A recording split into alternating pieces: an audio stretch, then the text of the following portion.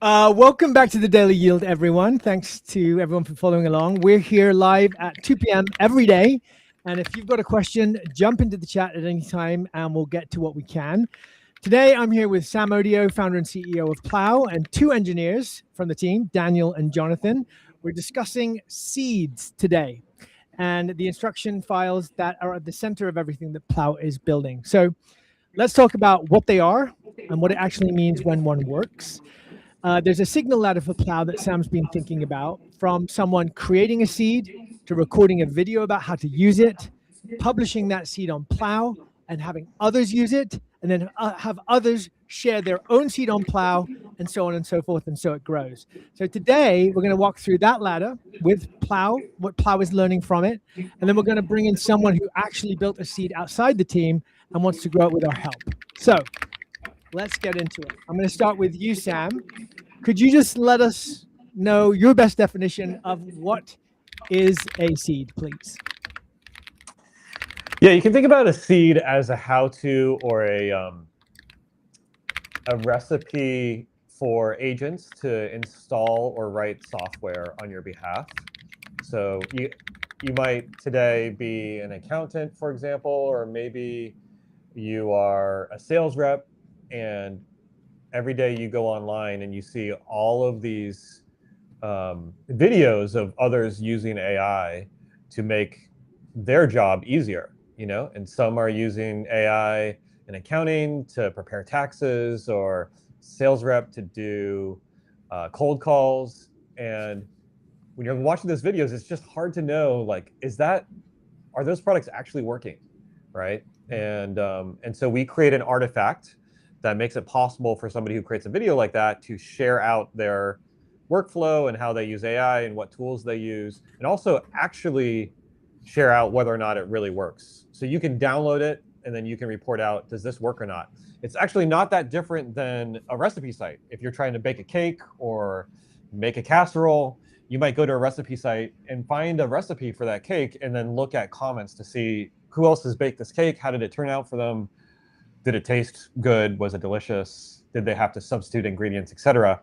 We're kind of building the same thing except for AI tools, because we want to democratize and we want to make these tools accessible to everybody. Excellent. Yeah. And so the term seed, is that something that internally the Plow team kind of came up with? Was that I think the credit for that goes to Mary, who really connected what we're doing to the history in agriculture and how agriculture has benefited humanity. And so you can think of a seed as maybe not the ultimate product that you're going to use, just like a kernel of corn is not the thing you're going to eat. You're going to plant that kernel and it's going to grow into something that becomes really beneficial to you. In our case, you might take the seed, the instructions to use a particular AI tool to make your job easier, and you ask your agent to run that seed on your computer, and your agent is going to set things up so that you're able to use AI in a way that's really accessible and makes sense to you. Because others have used that same seed, and so that it's going to work for you. Exactly. So on the team, I know that a lot of the team. Oh, go ahead. So the previous product that we were working, the first one was called Plow, right? And Sam come up with all these crazy metaphors, and so I think the first name was I think I was calling the manifesto of a spec, and then the people came up with a beautiful name for that.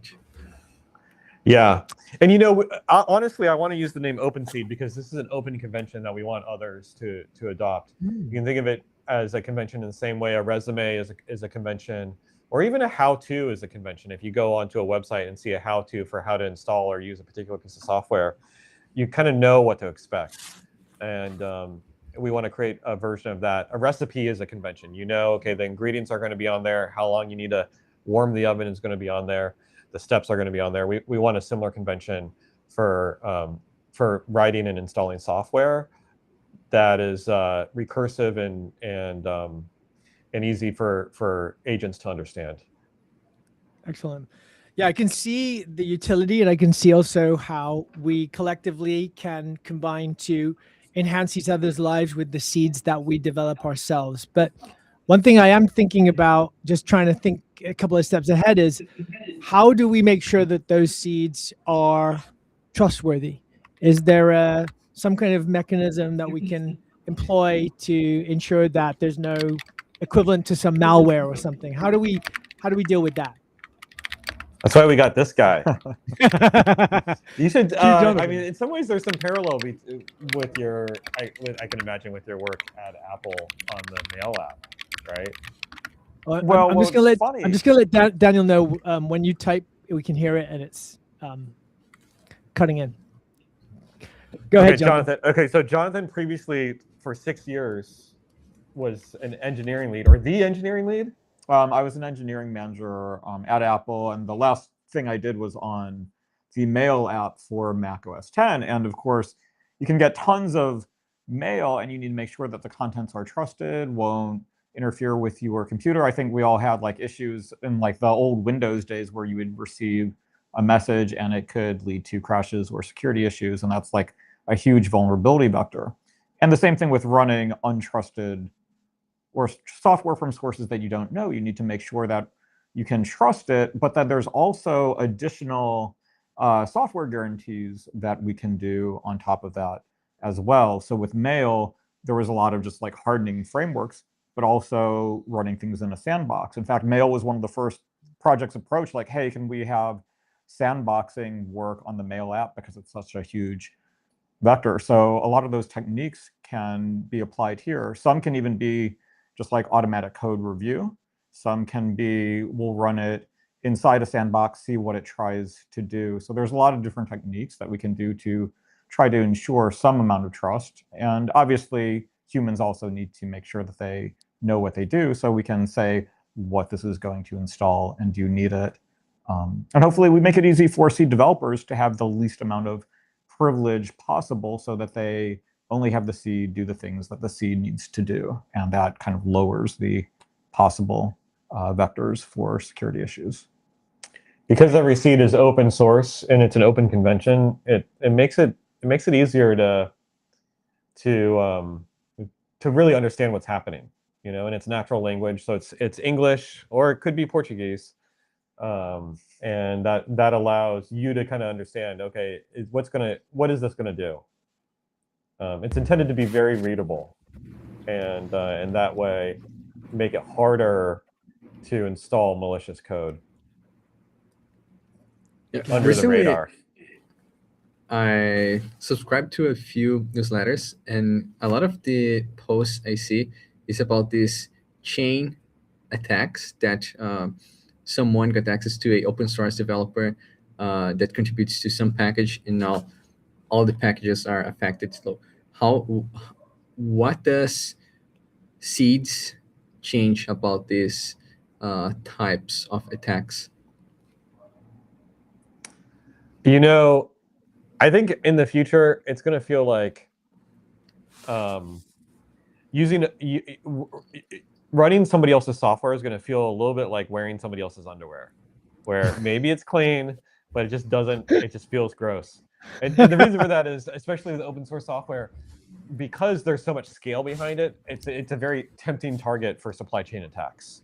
And language models are basically almost purpose-built for supply chain attacks. It's just such a natural application for language models, given the amount of code that is open source that they've been trained on, and the history of bug fixes, right? And so you can easily train a language model to find the next bug, given a massive corpus of data around like what does a bug look like, and so the interesting thing with Seeds is every piece of software is bespoke, right? And in tech, security by obscurity is sort of a dirty term, but the reality is that's how the world works, right? Part of the reason my house is secure is not because I have the strongest lock on the door, but because it's hard to know where I live, right? And that's also true here. If I'm running bespoke software that was written just for me, you no longer can design a supply chain attack that casts a wide net. And you might try to infiltrate 1 million clients of some particular piece of software that's installed and only get 10 or 100, and that's worthwhile. But in our case, if you have to actually target an individual person, you can no longer do that infiltration of a million clients, because every client, the software is bespoke, is written differently, right? And that's kind of his key concept, is with the seed, every install is installed and personalized just for that person. There was a interesting model that I saw, and it's like using NPM, which is a package manager for a lot of JavaScript, versus Homebrew, which is a package manager for getting software installed locally on your Mac. And NPM has a lot of supply chain attacks because anyone can publish, people can take over Git repos a variety of ways and just like automatically install. And then when people are updating their JavaScript project, they just pull down the latest, and then all of a sudden they're exposed. Whereas Homebrew is like another step, another layer where everything in Homebrew gets reviewed. I think at this point it's all by humans, but there's like an extra review process that's not immediate. It takes a few days to hit, so it's not like, oh, things happen instantly. And then Homebrew is much more consumer centric, where it's like a user deciding to get software, so it's not so automatic. And that actually has led to a very different kind of security landscape, where Homebrew's a lot better. I didn't know that. Yeah. That's interesting. So how does This Plow is getting kind connect- of technical, but we want to be more like Homebrew. Exactly. Yeah, We'll have right, in-house right. reviews. That makes perfect sense. Okay, and then could you just touch on, because you're building out the marketplace or the page right now for seeds. Can you talk about what you're doing and how people qualify to contribute to that? Is it open yet, Jonathan? You're building the seed page, right? We should share a seed page. Daniel, can you pull up a seed page while Jonathan answers that question? With something with photos, something that's Yeah. How about Yeah, I mean, Almanac? right now the idea is if someone has made a seed and it's useful and something they want to share, then they can add a link to a GitHub repo that has all the seed installer information, and they can put that there, and then it's kind of up to us to list it and show it once we've decided it's good. It's still in early stages, so we haven't come up with all the different flows right now.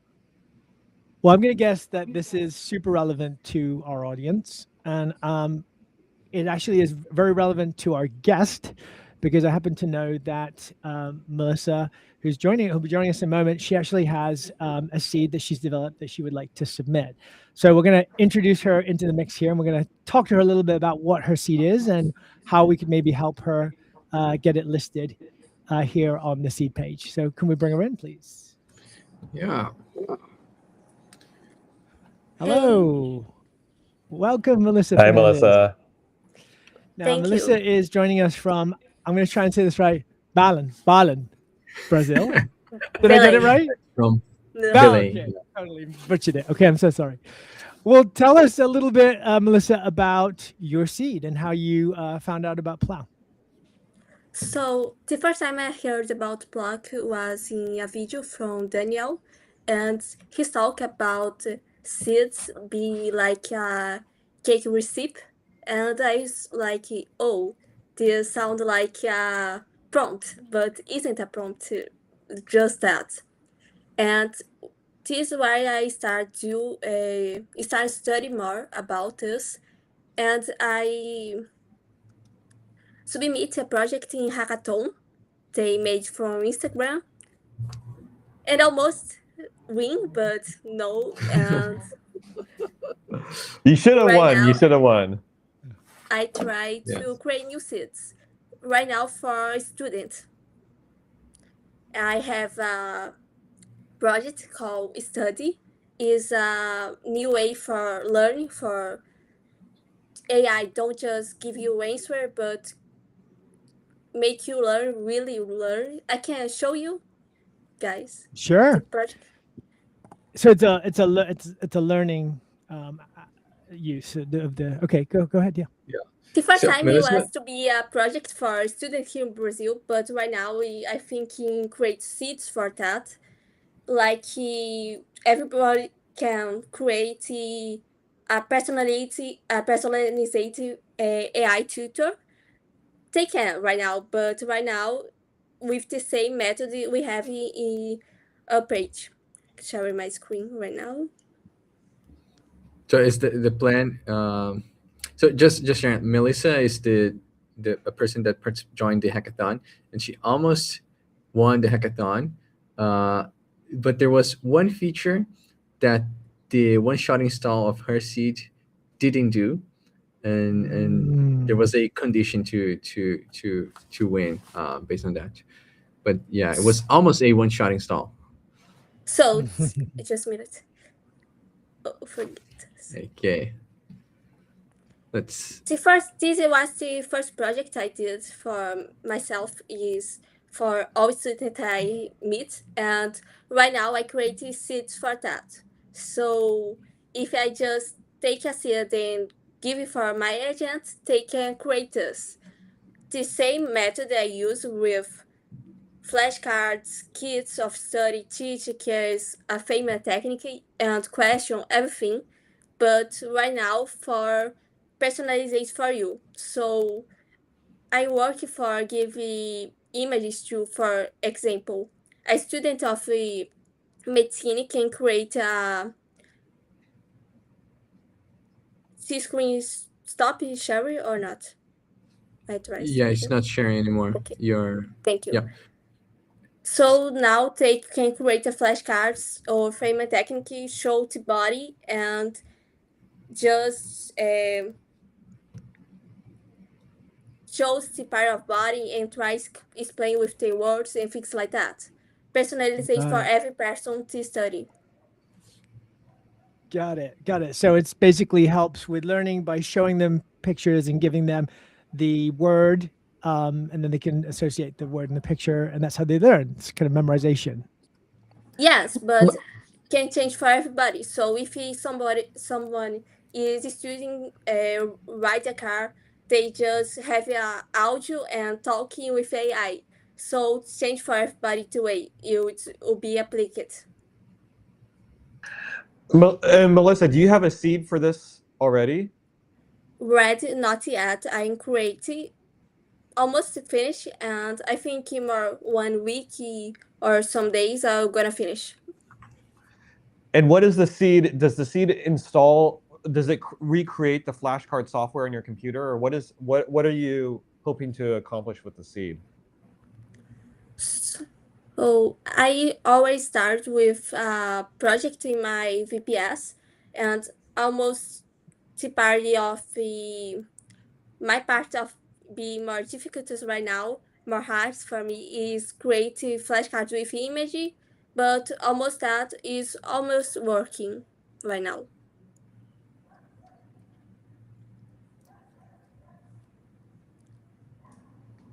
And the seed is that going to be a way to distribute the software, or what do you kind of imagine doing with the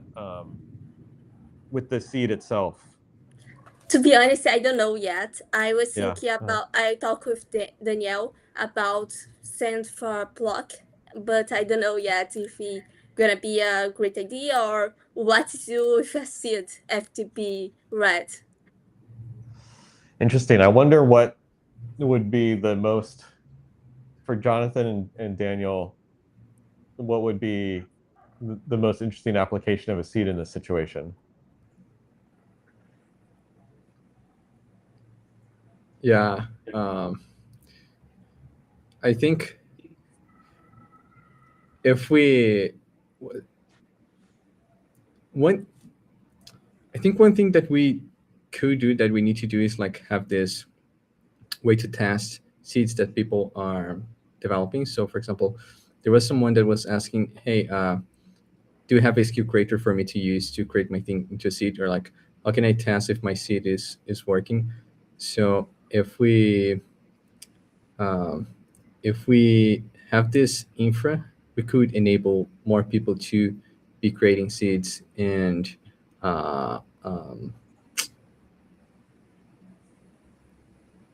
yeah, like for example, Melissa could use this to make sure that her seed is working, and we can publish that.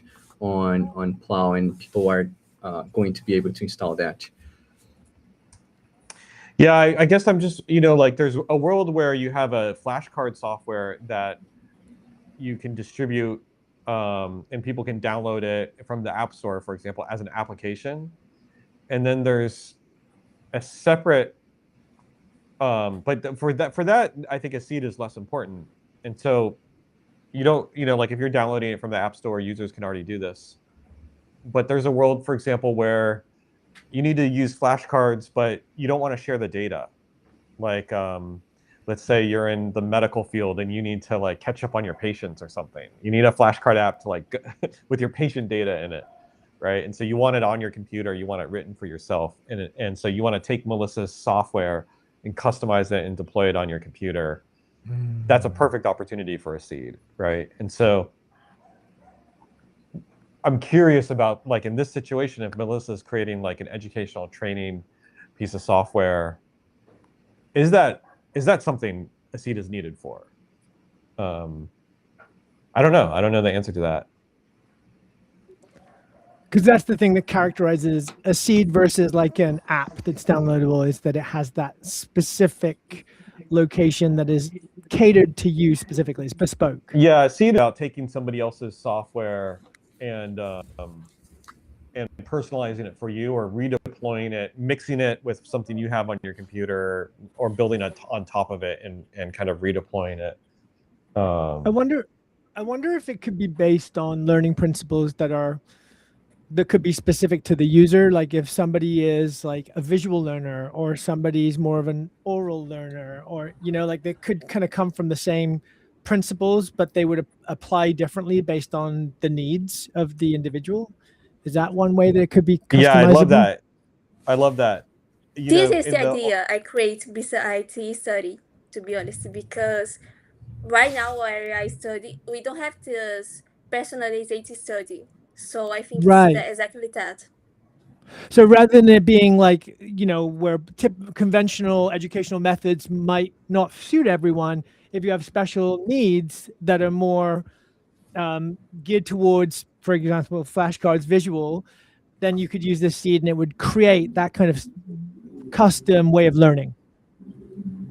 Yeah, in some ways you can think about a seed as a playground where somebody else has started something and you can take it and reimagine it, and whereas with the App Store you're very locked into, this is the product that was built. Right. So that is pretty interesting. I don't know how often I guess the question is how diverse do you want to get as far as like the different applications or the different ways of learning? And if there is a very, very diverse set of personalizations and customizations, then a seed would be a good fit for that. Yeah, interesting. I was even thinking like, what if someone could publish a Duolingo seed that I can, hey, I don't like these types of exercises, I just like this one, and I want to learn this language using this type of content. And I can just customize that seed that someone created for the way you want to learn, right? Is this the type of idea, Melissa? Yes. Nice. Not exactly a Duolingo, but something like that. I see. Yeah. Excellent. All right. We have a question. Oh, yeah. Great. Good. What makes a seed trustworthy enough for someone else to install and use? Yeah, I mean, I can start with a little bit that I think that there's always like signals for any software that you install, like where did I get this? Who has talked about it? How many installs are there? So at least in designing the seed page itself, we're thinking about those signals on like how many installs have there been? What's the validation? Has it passed different security checks? There's even comments so people can talk about it. And there's always going to be comments probably off the site and on the site. So I think really the same things generally apply to other softwares, apply to seeds as well. And then Fable I asks, I'm completely new to this concept of a seed. Can we say it's an abstraction for some project that could template it and bootstrap it to another realm or environment? I think that's a great way to think about it. Yeah, I would almost describe a seed as a how-to, and it can be a how-to for how to write a piece of software or a how-to for how to install a piece of software. Sometimes those can be complex. And because they're recursive, you can stack them on top of each other. So right now there's a seed that installs Docker, and then another seed that installs Hermes, and another seed that installs an agent on top of Hermes with skills, and another seed on top of that installs a dashboard, where you can go that displays it in your house. And so you can have a dashboard in your house completely personalized to you because of this recursive set of seeds. And then if you want to have something else on the dashboard, you can just build an adjacent seed and add that as a dependency. And so you can kind of mix these different recursive seeds together. Some of them are writing the software, some of them are installing other, like Hermes is open source. And so you can think of it as a recursive set of how-tos. And in the old world, you'd have to go to a website and just follow the how-to. In the new world, these are designed for agents, so agents can kind of mix them together. And so when you start to be able to mix different community members, the contributions from different community members together, that's when, in my opinion, it gets really interesting. It's like a community-generated, a community-curated app store where you can take other people's work and remix it. Yeah, I'm thinking about like this farm of like crop of corn. And there's a lot of people growing their own corns, and they find like the great corn, and they share, hey, this is my great corn. Look, this is the seed that I use. And then I use his seed and I plant my corn, and my corn is bigger. So I share, here is what I did with your corn. Yeah, this community to cut through the noise. It is interesting to think, like, there's this historical belief that startups can't do marketplaces. You need a platform like Android or iOS. You need to be a big company to do a marketplace. And I'm wondering if that's true in this new age. Like, because it's so easy to write software with AI, can we as a community come together and create the first like open source marketplace? Is this the beginning of like the world's first really truly open source marketplace where anyone can contribute? And is the creative power of like humanity now it can be unlocked out of these like paywall app store marketplaces, where anyone can now write software and remix software. That's kind of an interesting concept. It's a very, very exciting time. Guys, we are at time, so we're going to call it for today. It's a quick reminder that we do this. Thank you so much, first of all, for Melissa for coming on. Thank you so much. And we're actually all enjoying the use of the seed that you wrote for the hackathon. It's called Almanac. We're actually using that seed, so it does have a life beyond your contest there. But yeah, thank you for coming on today, and we'll look forward to checking in with you on your seed as it grows. Daniel, what was the award for the contest?